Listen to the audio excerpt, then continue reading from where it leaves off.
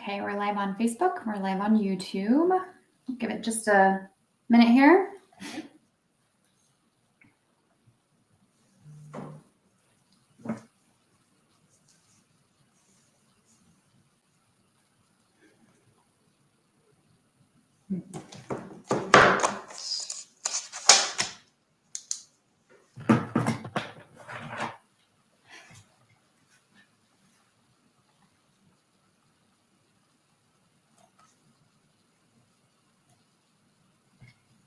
All right, I will go ahead and get started. Good morning, everybody, and welcome to another City Updates live broadcast. I'm Jamie Chavez, your host with the Westminster Chamber of Commerce, and we are thrilled to have you with us today. As always, we're here to bring you the latest insights straight from City Hall, featuring conversations with our councilors, our mayor, and our mayor pro tem. It's your backstage pass to what's happening in our vibrant city. If this is your first time joining us for this broadcast, a special welcome to you. Thank you for being here. Be sure to like and follow our page if you're on Facebook. You'll get notifications for when we go live in the future. And if you are on YouTube, you can hit subscribe, and you can also explore previous broadcasts there. So Mondays on the broadcast, it's all about city updates, while Wednesdays we offer a chance to meet the newest members of our chamber and learn about their businesses. So I encourage you to join us for those broadcasts as well. This Wednesday at 11 a.m., I'll be live with the 4 pillars, so I hope you'll join me for that.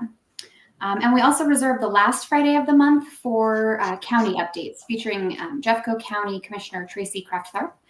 So stay tuned to be informed on broader county matters there as well. And as you watch this broadcast this morning, please feel free to engage with us. Don't be shy. Drop your comments, ask any questions, or simply say hello in the comment section, and we will get to those during the interview. And now, finally, a warm welcome to Mayor Pro Tem Sarah Nurmela. Thank you for joining us today. Thank you for having me. Yeah, of course. Why don't you kick things off with just an introduction to yourself and your role as Mayor Pro Tem, and share what inspires you to be a public servant. I have been Mayor Pro Tem for, a couple of months now, and I've been on City Council since November of 21. And my day job is a urban planner. So that really drives me to be thinking about how our community can be its best, and understanding all the factors that play into that. And I actually worked for the city of Westminster.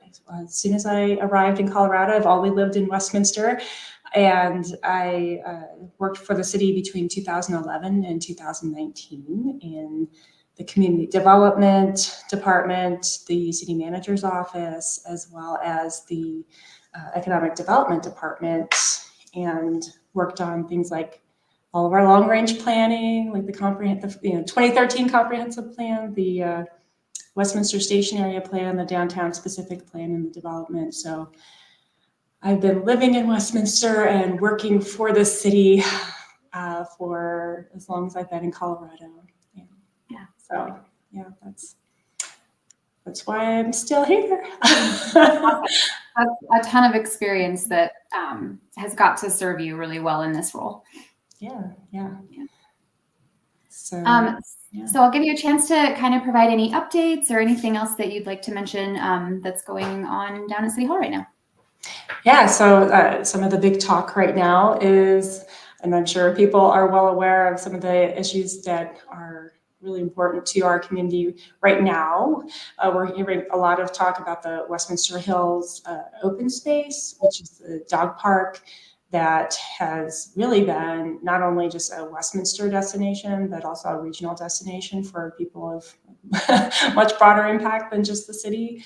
And so we had initiated a discussion, staff had initiated discussion, I guess it's only been a few weeks ago, with our first community meeting out there to just start to talk about, look, we have some really impacted open space areas. What can we do? And so we've received a ton of email concern over, oh my gosh, don't close this. And that's definitely not our goal, is to take something as significant as this park away. And I know everybody values it. So we just want to continue to have a productive conversation with the community to figure out, all right, what can we do? You know, we've talked a lot about like crop rotation. So you just kind of like rotate areas and just allow some areas to reseed and get back to health, and then just rotate that around over at the time, or what. So I think staff's already thinking about things, but I think nothing has been determined, and I know that all of council is very eager to see this move forward in a way that, again, allows people to enjoy the space in the way that they have been. So that's one thing that's going on. We've more recently seen just some activity around the community noise roundtable that we've been involved with for many years for the Rocky Mountain Municipal Airport. And we have heard testimony and had actually experts come in and give us some breakdown of the impacts from lead as well as noise. And all of City Council is really trying to get their minds around what can we do as a body, what are our options, what are our paths to move forward. And so that's an ongoing conversation that we're having. And there's some progress that's occurring with Jefferson County is moving forward with a Part 150 study, which will open up some analysis and options to look at how we can mitigate noise for the airport. And so I think everybody is trying to work collectively to address the really significant concerns that community members have expressed. So that's a listening process, and not an easy, oh, let's go do that. I think there's definitely some thoughts out there that we should be exploring. But that's high up there. I did want to just note too that some of the other big municipal projects that are underway include obviously the water treatment facility that's out on Westminster Boulevard. We do have an advisory committee for that.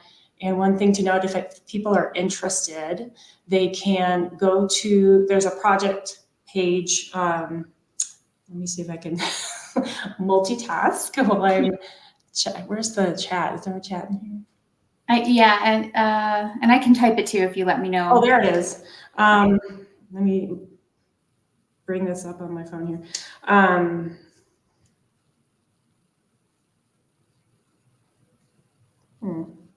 I don't know exactly. So I was going to try and get that the page for this. There's an environmental assessment that has been completed for this. Oh, here we go. For the project, and it is available for the community to review and is open as a public document through February 28th. Okay. So this is the website for, and hopefully I wrote it in there correctly, for that project as a whole, and then should be able to find the document. And I'll add in, there is a website for our Westminster Hills open space, and it's really simple. And it's there, so you can get the latest information on that. That is, we do have our next community meeting on March 6th. So the exact time for which I'm sure is on that website, and I don't want to misspeak. So, and then the other thing that we have going is our municipal courthouse. That's been a project that has been in staff sites ever since I started working there back in 2011. And we're now just getting underway to improve this key facility. It's, big strides forward that can be made for our safety of our staff, as well as the people who are visiting the courthouse. And so upgrading that building is a really important project. And so we have an advisory committee for that. That first meeting is on the 28th And it also has a project page if people are interested. And I'm sure it's something simple. I'm just trying to. No problem. While you're looking at that, I'll just say hi to a few people that are watching. Yeah. Dave Carpenter said good morning. Hi, Dave. And Parker Brown said hello. Good morning, Parker. There we go. Thanks for joining us. Just gonna throw that in there. So, and I think one of the things that the city has definitely improved on is just the transparency of the projects that we have and the outreach that we're doing with the community. These websites are great, clearinghouses for information if you haven't gone to them. And really, there's a lot on our website that you can dive into on specific projects and topics. And, and we have a more robust communications team that is more able to answer community questions that come in. So I've seen that really improve over the years. So yeah, that's great. Yeah, and so I just added another, the courthouse project is also on there. So those are kind of the big projects to date, and I'm happy to. And one thing that we are going to be working on as a team is our strategic planning. We are doing a team building workshop together with the new council so that we can all do our best with setting up our strategic planning event, which is going to happen April 13th. And that will be on a weekend day, Saturday. And so we are going to be doing a workshop together on the 24th to learn how we all communicate and just build some better camaraderie, though I think that we are working together really well so far. So just continue that. And that's on the 24th that we'll be doing that this month. And awesome. For good conversations. So. Yeah, definitely. What are some of your top priorities for the community right now? In addition to what you mentioned. Yeah, I think a lot of community members are still wondering, what is this? Well, I'm wondering what the legislative session is going to be bringing to our community. There's a lot of there are a lot of bills that do impact our community, whether it's transit. I would love to see us increase access to transit and getting around within the city, particularly for folks that don't have cars and any other option to even get to one of our transit stations. So I would love to see us expand that and anything that we can do to support that. And then, that's right. Right after our strategic planning session, we'll be going there. It'll be a full day on the 13th. Yeah. And I know there's been some back and forth with respect to, how our residents look on housing and availability of affordable and attainable housing, but I know it's impacting everybody, whether that's being able to stay in their homes and be able to afford increased property taxes, increase in bills, all across the board. And so preserving our ability to stay in our homes is key for me, as well as being able to open up more options for people to be able to stay in the community. It's so important to, once you've built relationships and you have your family, you have your social network, it's really important to be able to stay within that, within the area. And so building more opportunities for affordable housing is going to be important to me. And there's a lot of ways to do that, both through ownership and creating opportunities for building wealth through home ownership, as well as some increased rental opportunities. We have a lot of folks that are seniors that would love to downsize but have nowhere to go. So there's a lot of different ways, both with just regular market rate senior housing, as well as affordable senior housing, to be able to help them stay in our community and near their kids and near their friends.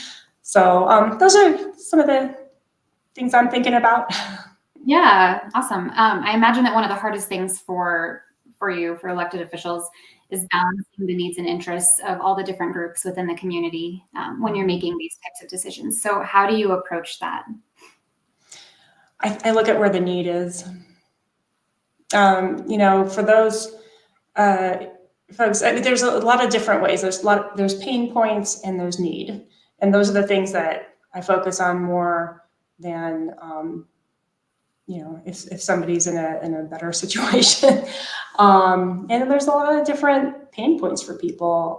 We've heard from folks that are impacted by HOA obligations to just increased fees. I mean, even my HOA fees have gone up and doubled since I've lived in my home for the past 9 years, and that has a lot to do with our water costs and our lack of ease in transitioning a lot of our green grass from green grass to more drought tolerant species. And we have a lot of barriers that I know staff is working on trying to address, but it takes a lot of time.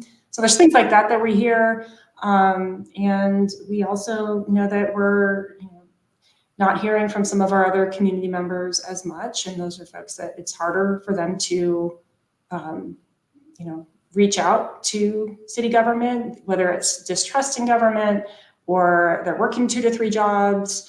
I really want to focus on stability for our community and helping people just access the same things that other people have an easier time to access. So that's how I balance things. Yeah. Well, since you've been here for so long, what do you think are some of the most unique things about our community? What I love about Westminster is that we have this strong pride in our community, and we also take risks. And we have some bold moves. I mean, ever since we took on and had Vijun and everybody back in the 60s working towards having our own water district because we didn't like the status and cleanliness of our water system, and so we fought for that, and we now have our own water system. And we were the second city to create an open space tax, and look at what we've done with that. We have like over 30% of our developable land area that could have been developed is open space. And so we've done these amazing things as a community that have really changed the quality of the services that we have and the quality of our environment. And I feel like, you can drive through the Denver region and just, you kind of know when you get to Westminster. Yeah. There's just a different approach, and just, we kind of push things a little bit harder. And so I really appreciate that we've done that as a community, and we have high standards of who we want to be. Yeah, I see that. That's a great answer. Looks like Brian Head's saying good morning. Hi, Brian. And then we have a question from Dave. Mentioned your time with the city as an employee. What's that transition been like? Transitioning to city council? It's been fun.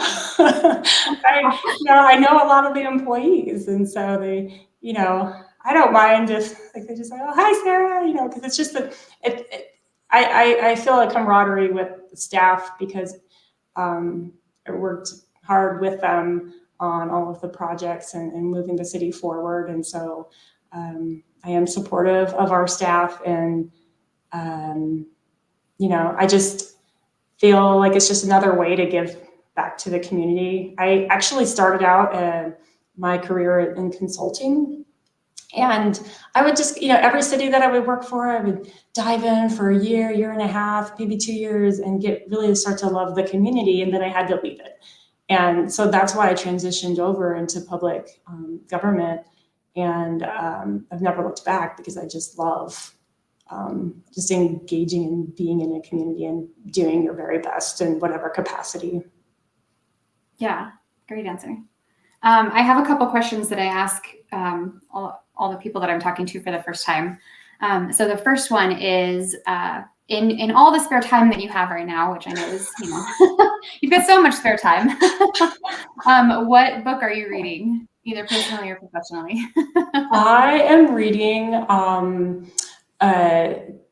James Baldwin, and he is an author, an activist for the Black community. And so I just read Go Tell It on the Mountain, which is one of his shorter stories. And then I'm reading just some short snippet stories that he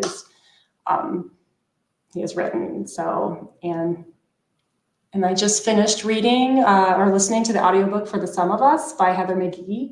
And oh my gosh, I would just definitely encourage folks who haven't read that yet to pick that up. And it's just great perspective. Yeah, awesome. Thank you for those. My other question that I want to ask is, who is your political hero and why? I know, it's a big one. That's interesting. George Mason, because he wrote the first draft of the Bill of Rights, and he doesn't quite get the acknowledgement. I feel like he's a planner, he just like wrote the thing and then didn't really get the acknowledgement for it. I'm just kidding. But he started that thinking way back at the very initial point of our or even the conceptual part of our country, and he has like this tiny little memorial. But yeah. Awesome. Yeah. Well, I'm curious your thoughts on what opportunities are available for residents to get involved in local government and participate in the decision-making process and just get more involved with you. Yeah. So one, we do have advisory boards and ways to just connect on a more regular basis if you want to get involved with any type of, whether it's an environment or, we even have fun stuff like liquor licenses, handing those out. So any one of our boards or commissions, that's one way. And actually tonight we have kind of moving people around a little bit on those. And then certainly coming to a council meeting, especially if you have, something specific that you need, we actually do follow, staff will follow up.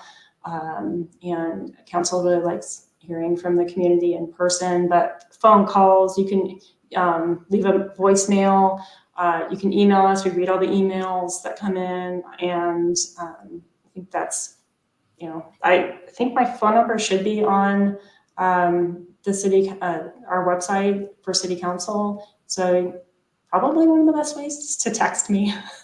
I'm usually like, if it's during the day, I have a day job, so I'm working. So I'm most responsive to texts.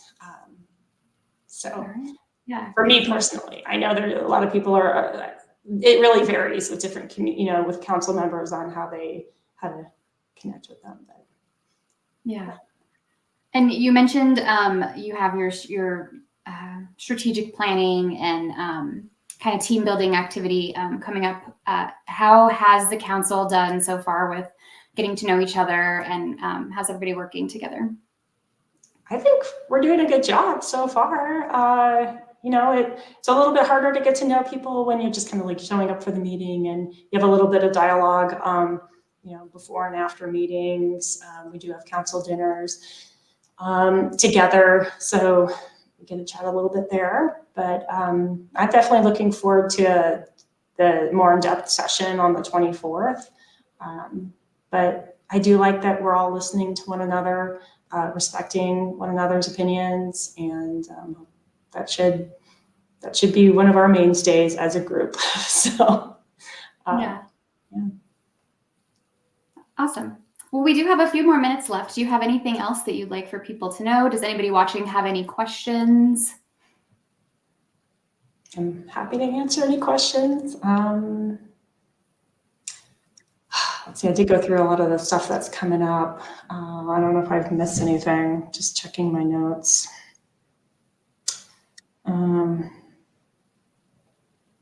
don't know about you guys, but I'm definitely looking forward to our new recycling center because it'll take more stuff that I need to get rid of. Tell us a little bit more about that. So it's just more, it's going to be located right across from the downtown off of Harlan Street and 91st. And I'm trying to see, like, I was actually wondering myself when it's opening. I was about to shoot an email over to our city manager over the weekend. I was like, I have some hazardous stuff I need to get rid of. We switched out all of our fire detectors, and just a note for everybody: those do expire, and they won't work. And after, it's like a 10-year timeline, so. Okay, good to know. Exchange out your fire detectors. You don't want those not working. But apparently they have some hazardous materials. So you have to get rid of them. So anyway, I'm just looking forward to the more expanded options that we'll be able to drop off there. I have curbside recycling through my HOA that's provided, but it doesn't take those kinds of harder to recycle materials. And It is going to be a more central location. And hey, I like the thought of being able to go see a movie, but also drop off stuff that I need to get rid of. So, I'm definitely excited about that. I think those are the things currently on my mind. I apologize if I've forgotten some huge thing, but. No, that was a lot of good information. Thank you so much. There's probably something like tonight that I'm totally like spacing on, but so there is a city council meeting tonight for anyone interested in attending, 7 p.m., right? Mm-hmm. Yeah. And we have a pre-meeting at 6:30, so, and we tend to have some good conversations there, kind of leading just some of our just thoughts that we've had over the last few weeks, or emails that have come in, and some action items so that's kind of a good thing to tune into prior to the meeting. Great. Awesome. Well, thank you so much for being on the broadcast. Really appreciate it. Thanks again for having me. And thanks everyone for joining us, and we will chat again soon. Great. Thanks. Have a good one.